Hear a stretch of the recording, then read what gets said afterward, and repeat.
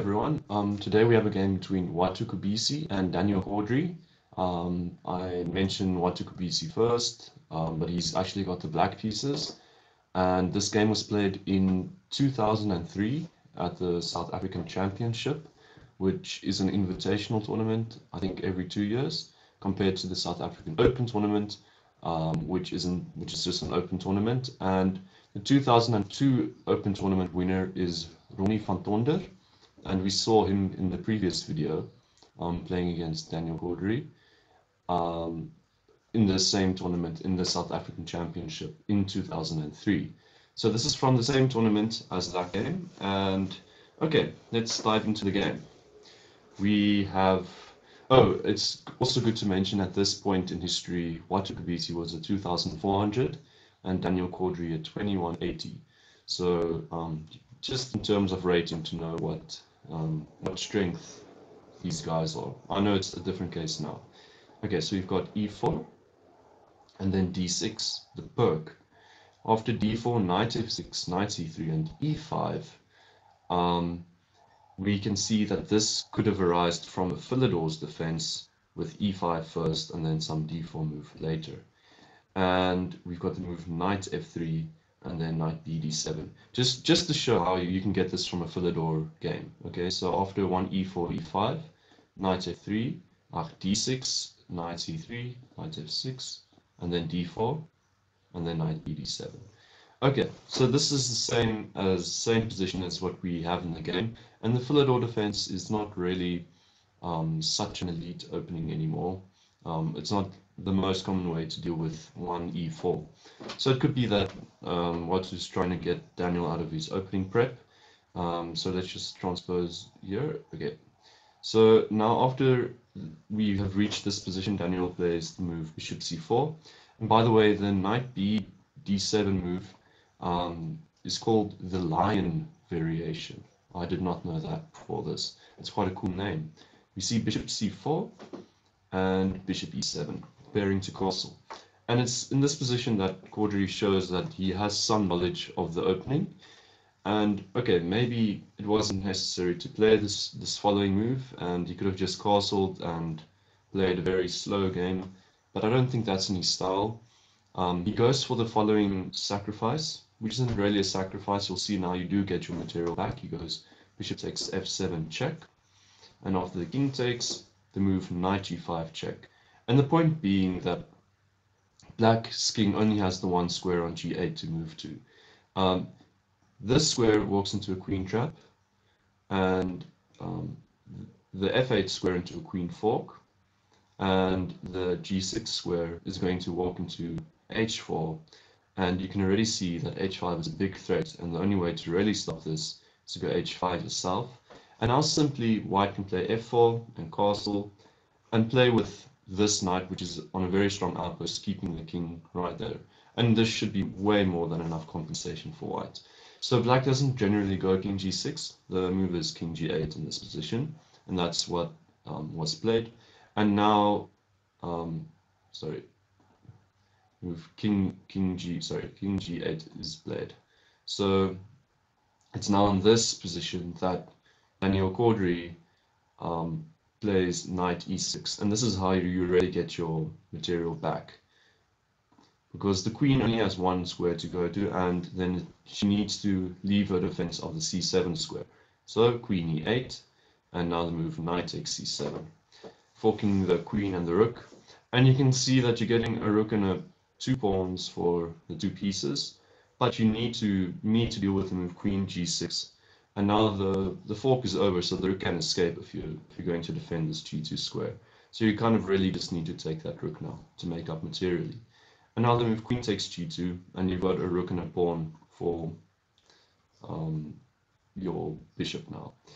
So you are up the exchange, but your position is just terrible. Okay, you can probably play this in a blitz game. You should be fine. But this is a classical game, and Watu plays very precisely. So okay, Cawdery needs to save his rook. Rook f1, only move, and now the move e takes d4, starting to pry open the center where the king is still far away from castling. And okay, It comes with tempo. You need to immediately deal with this pawn.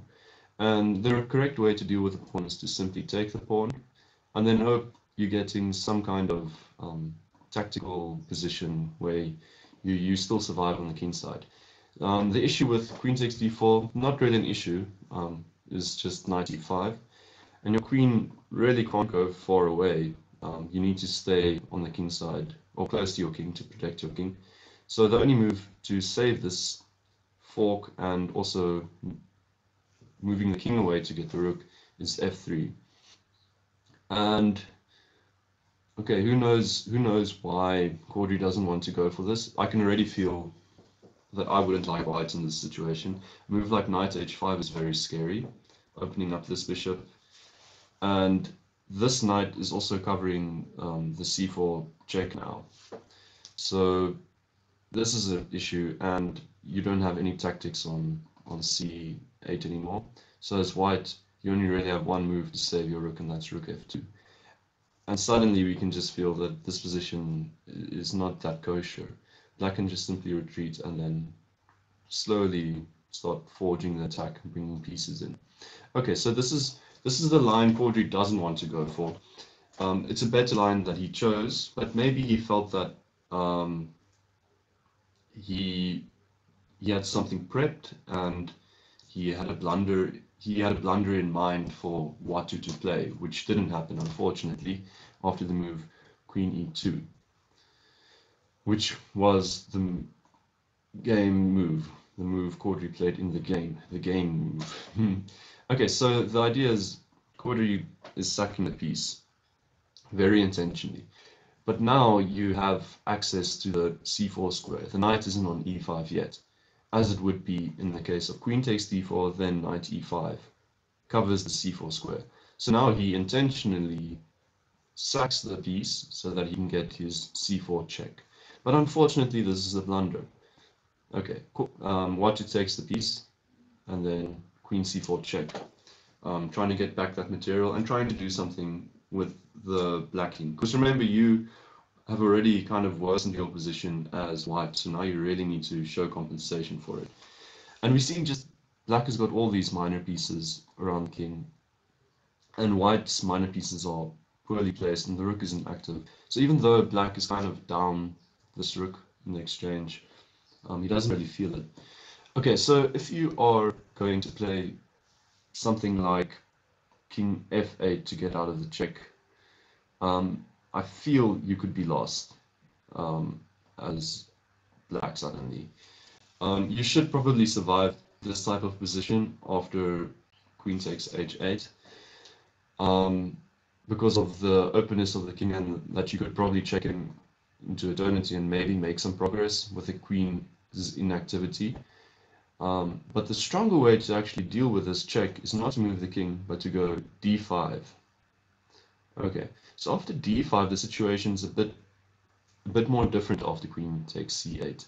So queen takes c8, and now king f7, and suddenly there are more squares open for the pieces, and this bishop is uncovered in lots of the lines. So now queen takes c8 doesn't seem that nice at all. And it's here that Cawdery doesn't decide to take the piece. Instead, he goes for a discovery with this pawn. He simply takes the pawn. He goes e takes d5, and basically it's saying, what are you doing about d6 check, the obvious tactic. And in that case, he probably wants the king to move again and then capture and try and get a lot of material compensation. But Watu finds the correct move in the position to deal with this. And okay, queen takes can probably be played, but Watu goes for the strongest move here, and it's a bit crazy. I give it a double exclam just because of the craziness and the way that it works out. It's king f7, so it's walking into this discovery check and saying that, okay, well, my bishop's under fire, but seriously, now this one isn't anymore, now this one is. But you can take it. I feel confident in my position, and your d6 discovery check is doing nothing. So you threaten the discovery, but I call your bluff. There's nothing behind it. Okay, so Cawdery goes d6 check, and after that, just simply knight d5, covering the check.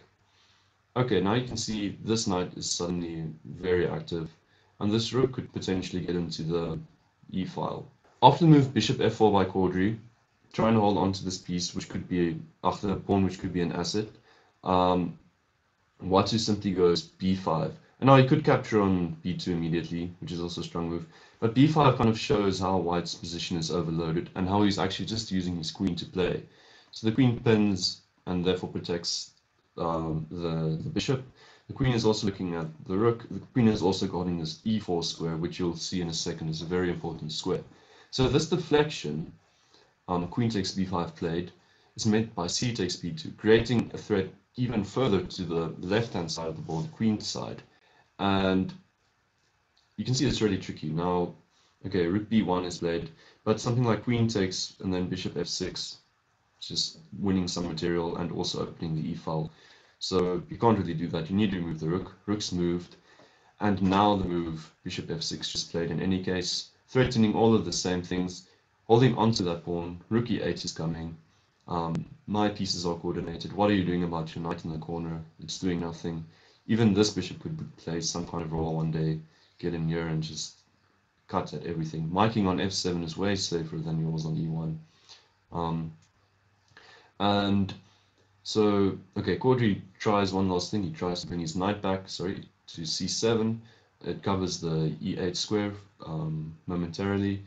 And simply now, the final move of the game, queen e4 check, and Cawdery resigns because this is just too much. I can show you a cute variation with a forced mate. If queen defends, now we've got a mate in 3. It starts with knight takes f4, threatening to take the queen, but also hanging your own queen. But if the queen is taken, you can't really do anything else because this is coming. Then move bishop c3 check, and these squares are covered. So you need to play rook d1, and then the move e8 equals queen, and you've got this stunning checkmate. Okay, that's one way to checkmate in this position. The other moves to stop this really kind of lose. King trying to slip away just walks into bishop c3 checkmate. So you only have bishop e3 and bishop e3 also met by bishop c3 check, and moving the king will walk into this mate. So you need to move your rook up, and now you can simply play bishop b4, and the beauty of this is you're threatening b1 queen followed by knight f4 checkmate with 2 queens on the board. You are blocking the queen's communication with that pawn while you're keeping this pin. It's just beautiful, and the only way to deal with this is to capture with the queen. And okay, simply capture and make another queen. Choose your way to win this game. And the computer recommends just f4 here for white. There's really nothing to do. If you take here, I'm just making another queen, and you're definitely going to get mated. It says there's a mate in 4 here. You can play it out. Queen c4 check, rook d3, queen b. Choose which queen. Takes c2. The king runs. Knight e5 check. I'm surprised it's not a quicker mate. King g2, just running away, and now bishop h3, bringing that last piece into the game. Both of these get met with check, so I guess in just queen g4 and then mate down here. Okay, one of many ways the game could have ended. So Cawdery just decides queen e4 is too much. He doesn't want to go any further. And yeah, just the brilliant game by Watu Kobese. No inaccuracies, just the very accurate game, attacking at the right moment. And really, a move like b5 I found really strong. And yeah, the king f7 move is probably the move of the game. I appreciated that a lot. Just staring into Daniel's discovery, saying there is nothing. Very brave move. Okay, thank you for watching. I hope you enjoyed.